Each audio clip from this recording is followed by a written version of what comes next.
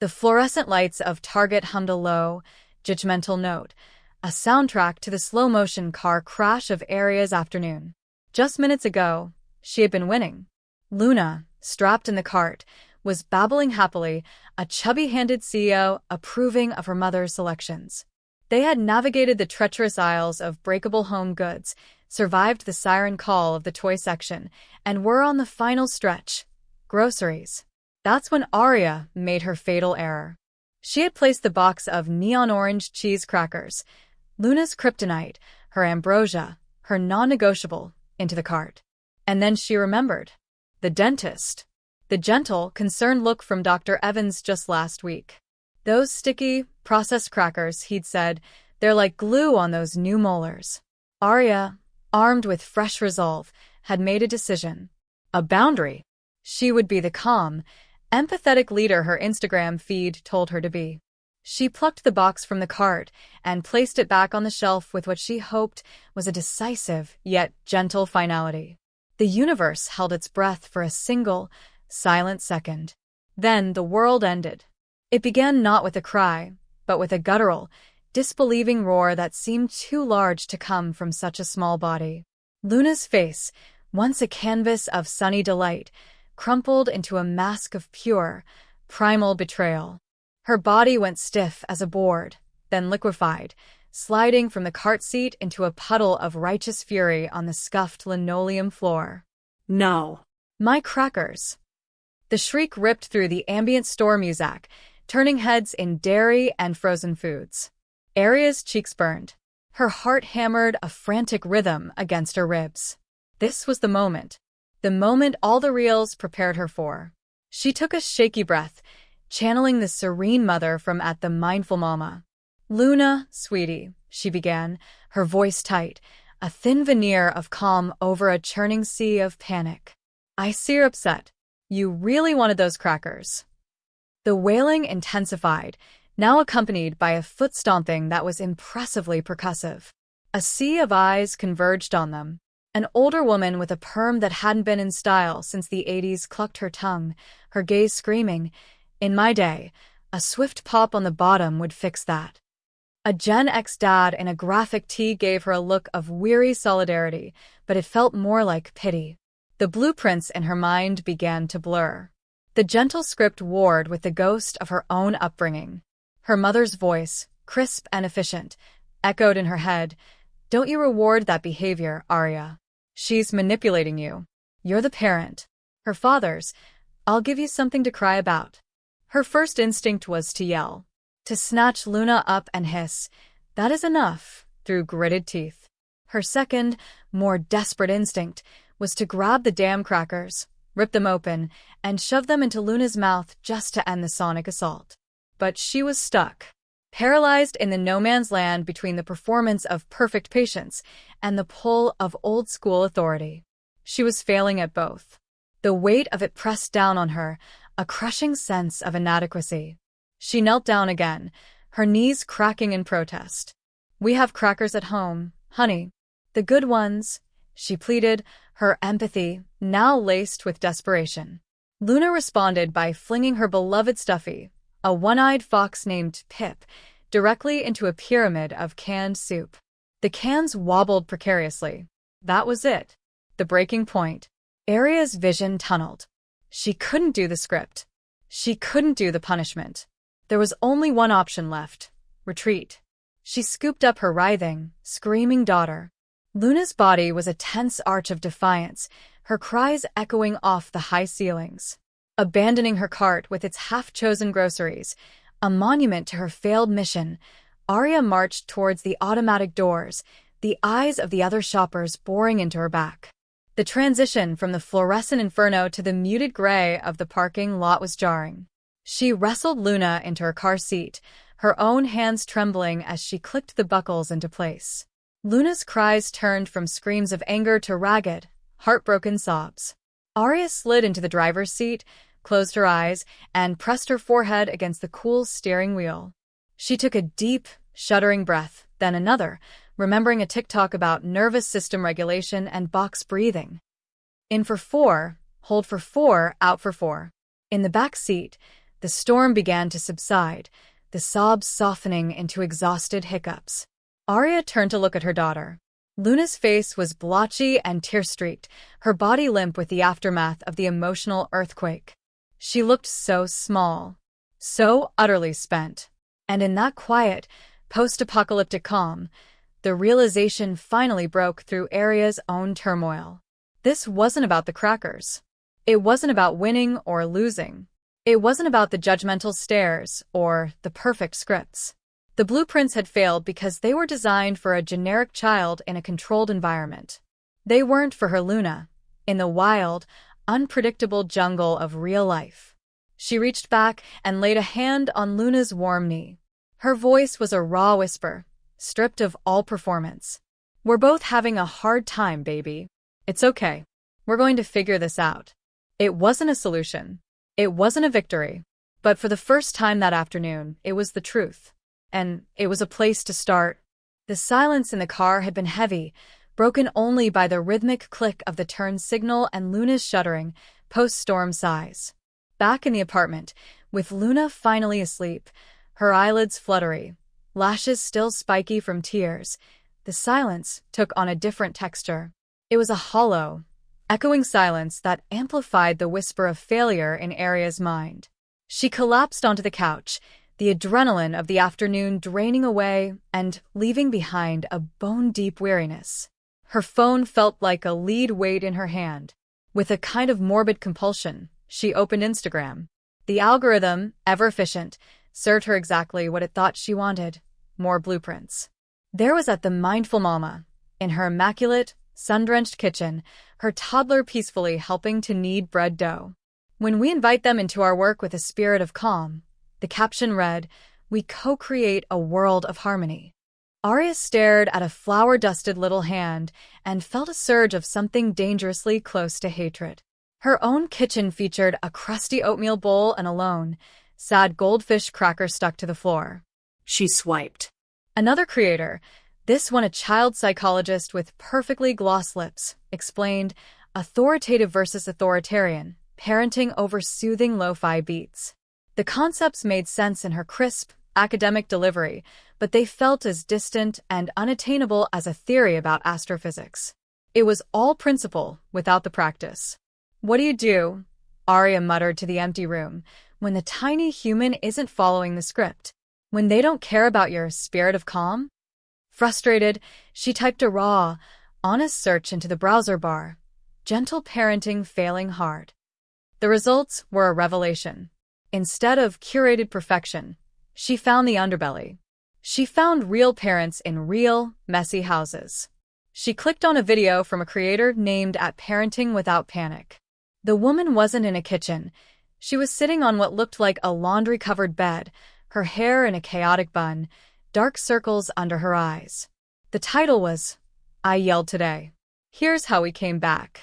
"Listen," the woman said, her voice scratchy with honesty. "If your goal is to never yell, you've already lost. The goal isn't perfection. The goal is repair. The goal is to look for the need under the noise."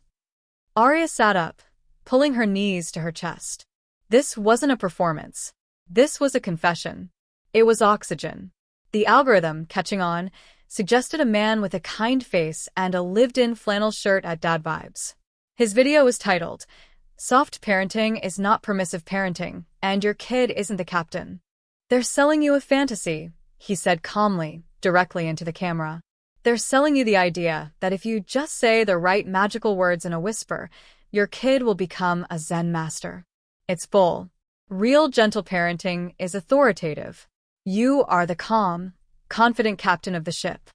He held up his hands. Not a tyrant screaming from the crow's nest. And not a passive passenger letting a toddler steer you into an iceberg. You read the maps of their development, their hunger, their need for sleep, and you navigate the storms with them. Captain of the ship. The metaphor clicked into place with an almost audible sound. In Target, she hadn't been the captain.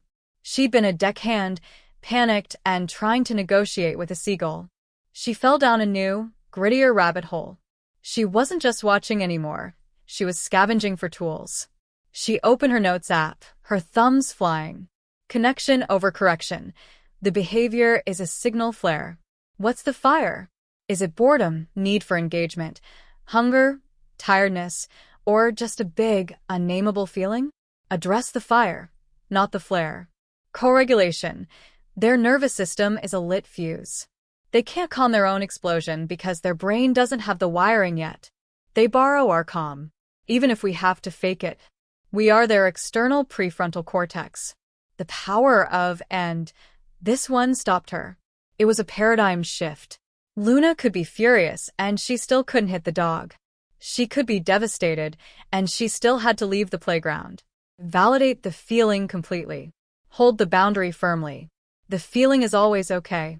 The behavior sometimes is not. It was like learning a secret language, the language of needs instead of demands.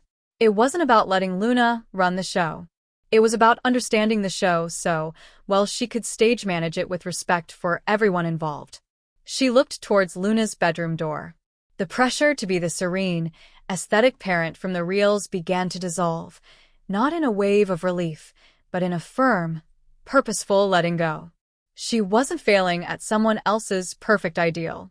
She was shedding a skin that never fit. With a new clarity, she opened Pinterest. She found her old board, Gentle Parenting Goals, filled with pictures of pristine Waldorf playrooms and artfully arranged sensory bins. She deleted it. Her finger hovered for a second before she created a new one. She titled it, not with aspiration, but with a wry, battle-ready smile. Practical Soft Parenting, for when shit gets real. Her first pin was the feelings wheel. Then, a graphic on age-appropriate expectations, what your toddler can actually do. Then a meme that simply said, "Did you eat? Did you sleep? Did you poop? Did they?" Okay, then we can troubleshoot this. It wasn't pretty. It wasn't aesthetically cohesive. But as she saved that last pin, she felt a solid, unfamiliar feeling settle in her chest. It wasn't hope, exactly. It was resolve. She had stopped looking for a script to follow and started assembling a toolkit to use. The real work wasn't on the screen. It was in the messy, beautiful, terrifying reality just beyond her phone's glow. And for the first time, she felt equipped to face it. The new philosophy felt solid in Aria's mind, a sturdy life raft she had built from podcasts and Pinterest pins. But the true test, she knew, would come not in the quiet of her planning, but in the storm of a toddler's will. It arrived, as it often did, over something breathtakingly small. It was a Tuesday morning, and the sun was doing its best to be cheerful through the kitchen window. Luna was at her little table, a queen awaiting her breakfast. Aria, humming, placed the sippy cup of milk in front of her. It was the green one, adorned with a cheerful, winking frog. Luna's face, a moment before serene, underwent a seismic shift. Her brow furrowed into a canyon of displeasure. Her bottom lip, previously unremarkable, began to tremble with the portent of a coming hurricane. It was the blue cup. It had to be. The beloved blue cup, the one with the chipped rim from being dropped one too many times, was sitting clean and lonely in the dishwasher. No. Blue cup. The demand was a gavel slam. Pre-education Aria, the one from just a week ago, would have felt the familiar coil of tension in her stomach. She would have launched into the logical, fruitless argument. The green one is perfectly good. It holds the milk just the same. The blue one is dirty. She knew that path. It led only to a higher decibel of wailing and a cold, uneaten bowl of oatmeal. But new Aria, the one with the notes app full of principles, took a silent, steadying breath. Connection over correction, she reminded herself. The behavior is the signal. Find the need. She knelt down, bringing herself to Luna's eye level. The storm was brewing, the clouds gathering in her daughter's eyes. Aria kept her voice low, a soft murmur against the coming thunder. "Oh, Luna," she said, her tone one of simple observation. "You really, really wanted the blue cup. You were expecting the blue cup." Luna paused, her pre-wail inhale caught in her throat. She was braced for a fight, for resistance. This validation was disorienting. The angry tears welled, but they were confused now, unsure of their target. It's so frustrating, Aria continued gently, when something isn't the way we want it to be, when it just feels wrong. This was the moment. The theory was about to meet practice. Her heart hammered a little. What if it was just a silly gimmick?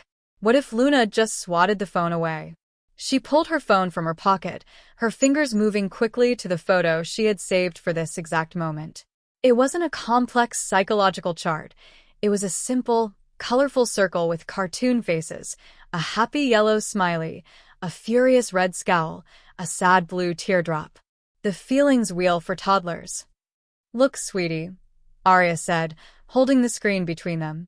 You have a really big feeling inside. Is it this one?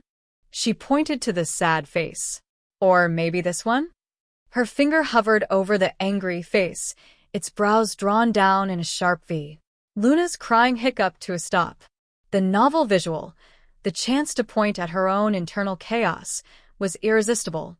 Her chubby finger, still sticky from yesterday's adventures, jabbed decisively at the angry face.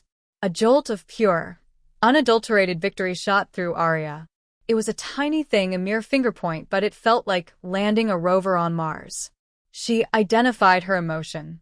You're feeling angry, Aria affirmed, her voice warm with the thrill of the connection. It's okay to feel angry. The blue cup is your favorite. It's a big disappointment. She let that sit for a moment, the feeling fully named and acknowledged. Now for the co-regulation. For the what do we do with this? Wow, Aria said, her eyes widening. That is a big, mad feeling. I wonder what we can do with it? It's too big to just stay inside. She stood up, a look of playful determination on her face. Should we stomp it out? Should we stomp our feet really, really hard? Aria began to stomp. Not a frantic, angry stomp, but a purposeful, rhythmic one. Stomp, stomp, stomp. Luna watched, her anger momentarily forgotten in the face of her mother's bizarre behavior.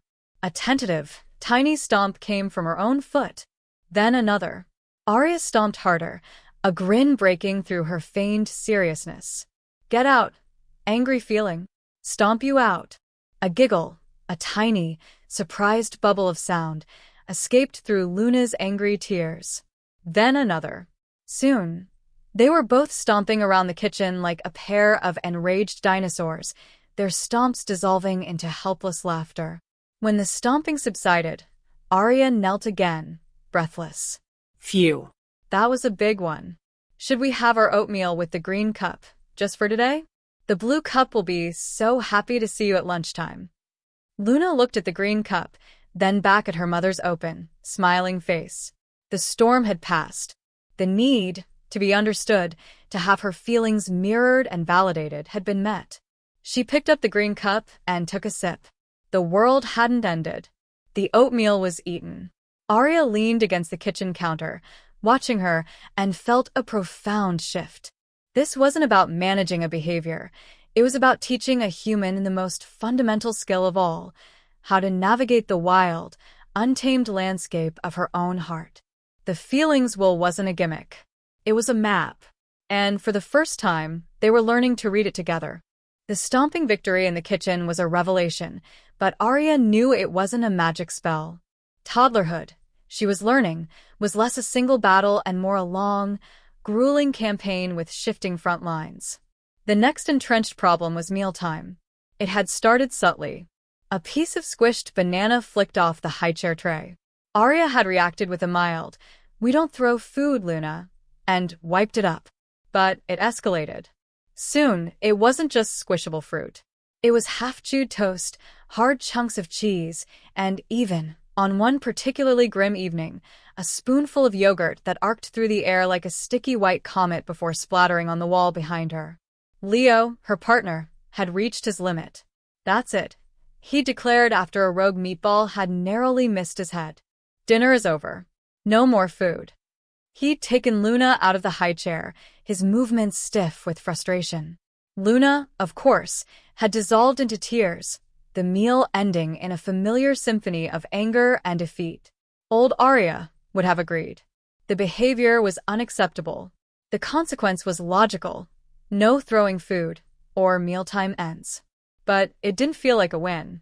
It felt like they were all losing. That night, after Luna was in bed, Aria scrolled through her practical soft parenting board. She stopped at a pin she'd saved but hadn't fully internalized. Look for the root, not the symptom. It was a phrase she and Leo, both working in tech, understood instantly. You don't just keep rebooting a glitchy app. You dig into the code to find the bug. Leo, she said, turning to him on the couch. What if the food throwing isn't the problem? What if it's the symptom? He looked skeptical. The symptom of what? A secret desire to be a baseball pitcher? Maybe. Aria pressed a new excitement in her voice. Let's debug the toddler. Let's be behavior detectives. They started a list, not of punishments, but of hypotheses. Hypothesis 1. The all-done signal. Luna didn't have the words yet. Maybe throwing food was her only way of saying, I'm full. Get me out of this prison. Hypothesis 2. The sensory seek. Maybe she just loved the thwack of the food hitting the floor, the splatter pattern. It was, admittedly, kind of fascinating from a toddler's perspective. Hypothesis 3. The connection cry. They both worked long hours. Maybe dinner, when they were finally both home and talking to each other, was boring for her. Throwing food was a surefire way to get two adult faces laser-focused on her, even if the focus was angry. The next evening, they approached dinner time like a science experiment. Aria made Luna's favorite, pasta with red sauce, a high-risk choice for their white walls. They held their breath. 5 minutes in, a meatball was scooped up in a tiny fist. Leo tensed. Aria put a calming hand on his arm. They watched. Luna looked at the meatball, then at them. She wasn't eating. She was just holding it. Her eyes flicked between their faces as they talked about their days. Connection cry, Aria thought. Just as she was about to test her theory, Luna's arm drew back. Luna, Aria said, her voice calm but firm, cutting through the pre-throw tension. When you throw your food, it tells me something. It tells me you're either all done, or you want to play and have our attention. Are you all done? Luna paused, the meatball still clutched in her hand. She shook her head. Okay, Aria said, a wave of validation washing over her. They were on the right track. So, you want to play and connect? Food stays on the tray. If you want to tell us a story, you can use your words. We're listening. It wasn't an instant fix. Luna looked confused for a moment, the old, effective script of throw dash, big reaction being challenged. She placed the meatball, somewhat reluctantly, back on her tray. Leo, picking up on the new protocol, leaned in. Yeah, Luna, tell us a story. What did the meatball do today? Luna babbled something unintelligible, but her face lit up. They were engaging with her, not just her behavior. For the rest of the meal, they made a conscious effort to include her in their conversation, asking her silly questions and narrating what they were doing. The food stayed on the tray. It took repetition. There were nights the debugging failed, and a piece of pasta would fly. But instead of a loud "no," they would calmly state the new code. Food stays on the tray. Are you all done? And offer the connection she was clearly seeking. Understanding the why didn't make the mess disappear. But it gave Aria and Leo something more valuable than a clean floor. It gave them patience. They were no longer just firefighters, rushing to put out blazes. They were architects, slowly, patiently, understanding the blueprint of their daughter's mind and helping her build a better way to communicate. The food on the floor was just noise. The need for connection was the signal. And now, finally, they were learning to listen. The theory was solid. The tools were in the box.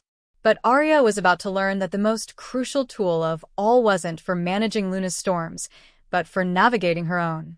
It had been a perfect storm of a day. Luna had been up since 4:30 a.m., her internal clock seemingly set to rooster. Aria had a project deadline looming, a digital sword of Damocles hanging over her head. The apartment was a mess, the laundry was multiplying in the basket, and the coffee maker had chosen this morning of all mornings to give up the ghost. The tension was a physical presence, a tight band around Aria's temples.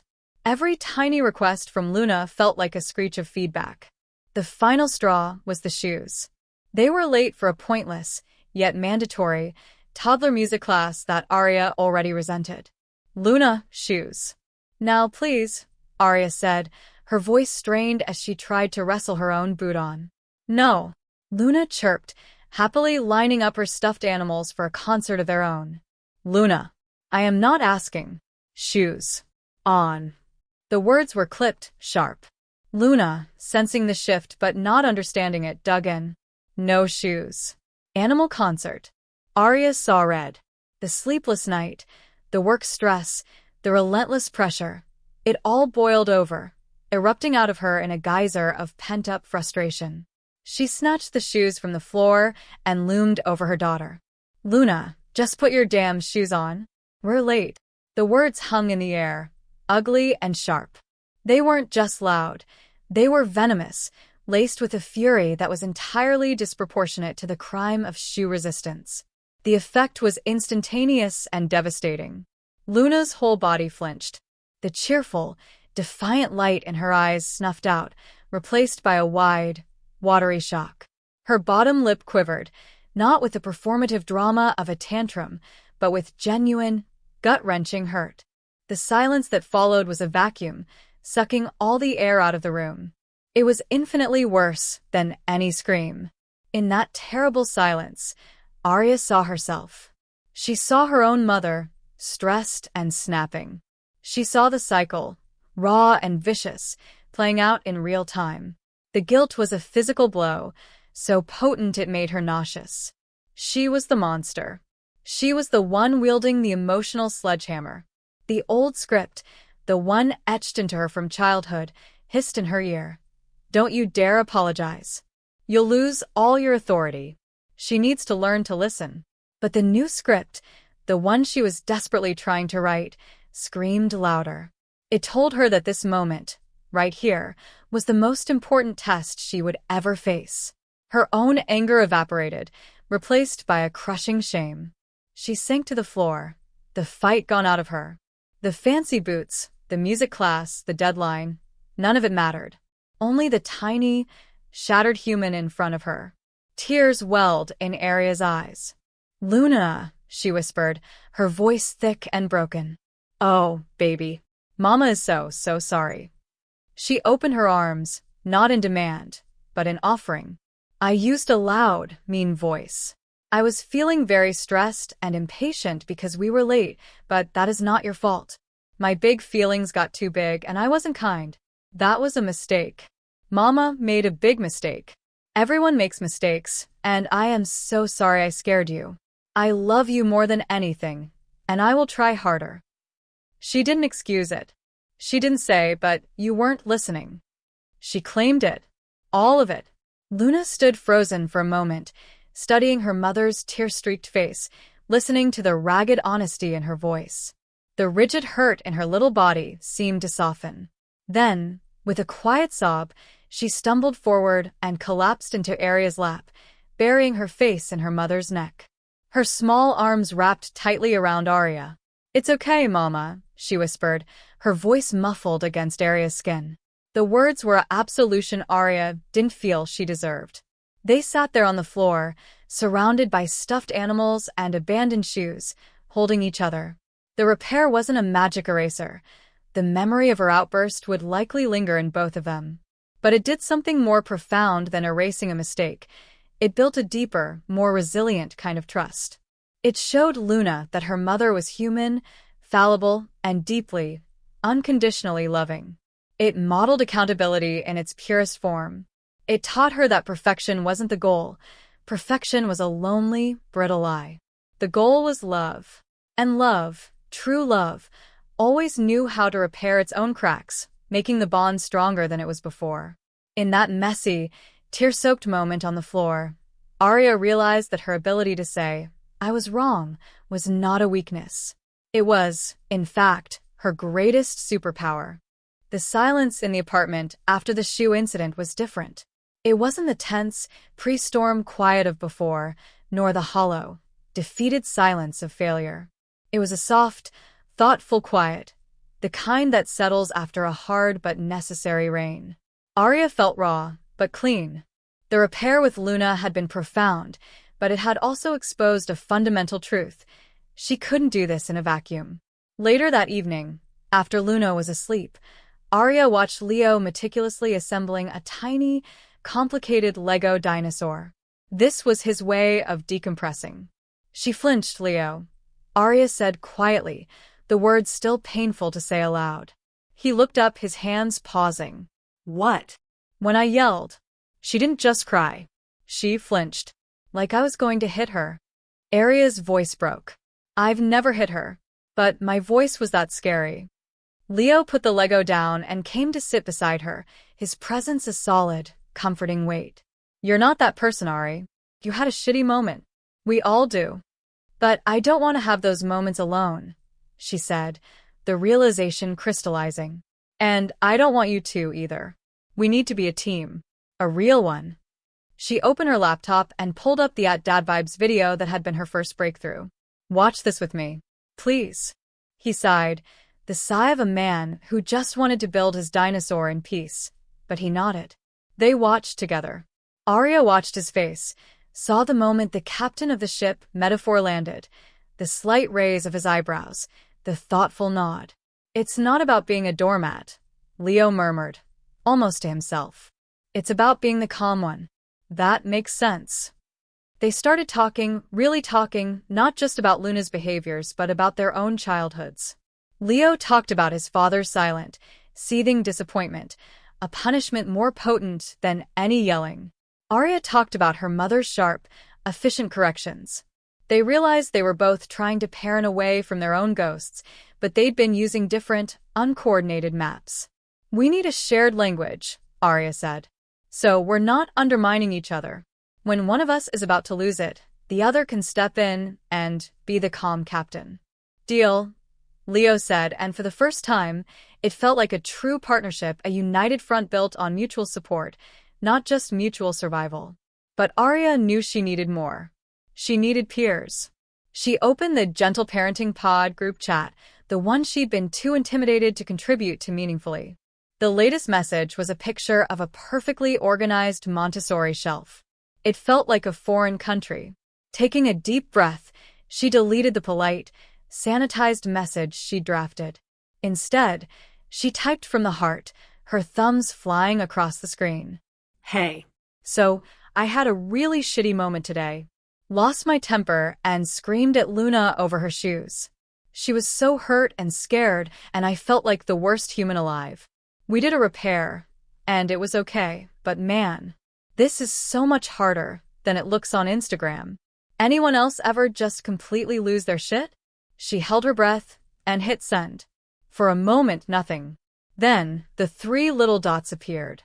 And then they didn't stop. OMG, Aria. Yes. Yesterday, I locked myself in the bathroom for 5 minutes just to cry. Solidarity. You have no idea. My son painted the dog with yogurt. I didn't handle it with Zen calm. Thank you for saying this out loud. I thought it was just me. We had a full-blown tantrum in the library today. The librarian's glare could have frozen lava. The floodgates had opened. The curated perfection shattered, revealing the beautiful, messy, chaotic truth underneath. They were all struggling. They were all trying.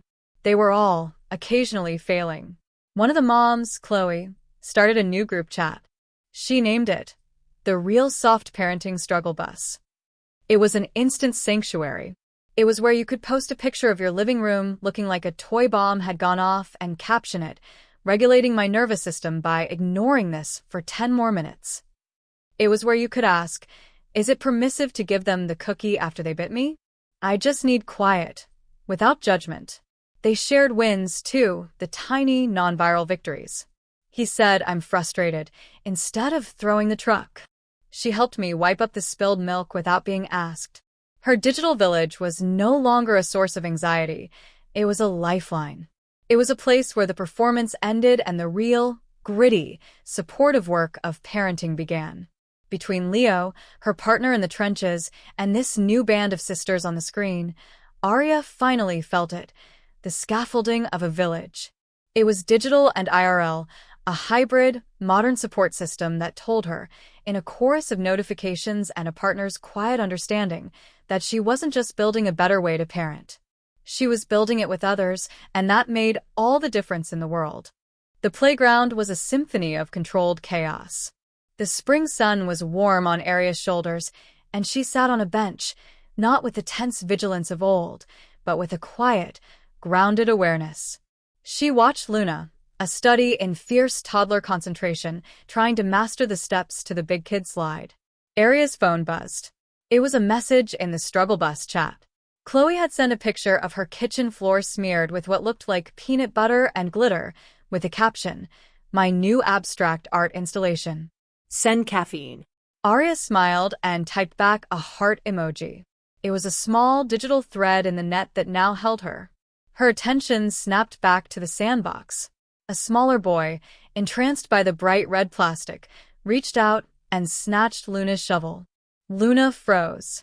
Aria's own body tensed, an old echo of anticipation. This was a classic trigger. The theft of a prized possession. She saw the storm gather on Luna's face. Her little jaw clenched. Her body coiled, and her hand flew up, a tiny fist ready to deliver justice onto the unsuspecting boy's shoulder. Aria held her breath. The blueprint from a dozen Instagram reels flashed in her mind. Intervene immediately. Gently hold the hitting hand. Use a calm voice. But she didn't move. She waited. She had given Luna the words, the feelings, the stomping tools.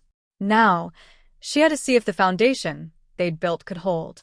Luna's arm, raised and ready, halted in midair. She trembled with the effort, with the sheer size of the angry feeling. The boy stared, oblivious. Then, Luna's little body pivoted, not toward the boy, but toward the bench. Toward her anchor. Her eyes found Aria's. They were wide, swimming with furious, unshed tears. She lowered her fist. She looked back at the boy, her whole body shaking with the injustice of it all, and she found her voice. It wasn't a sweet request. It was a guttural, passionate declaration. Mad, she roared, her small chest heaving. That's my shovel. Aria's heart didn't just swell, it exploded. A sob of pure, unadulterated pride caught in her throat. It was messy. It was loud. It was raw.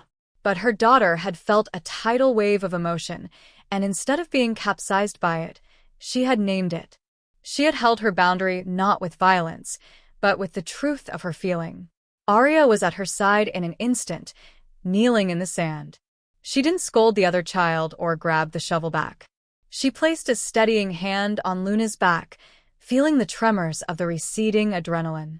You told him you were mad and that it's your shovel, Aria affirmed, her voice thick with emotion. You used your words. That was so strong and clear. She then turned to the little boy, who was now looking bewildered, the shovel forgotten in his hand. It looks like you really want to turn with that shovel. It's a very fun shovel. When Luna is done, can you have a turn? The boy's mother hurried over, apologizing. Aria just smiled. It's okay. They're learning. And she meant it. There was no judgment, only the quiet understanding of a shared, universal struggle. Later, as they walked home, the late afternoon sun casting long shadows, Luna's sticky hand was securely tucked in Aria's. She was chattering nonstop, a running commentary on the world. And the ladybug was red, Mama, and it flew. And I said, my shovel. And you came. Yes, I came, Aria said, squeezing her hand. She looked down at her daughter, at the messy ponytail and the dirt smudged on her cheek. This wasn't the picture-perfect soft parenting from the reels. There was no slow motion running through a field of daisies.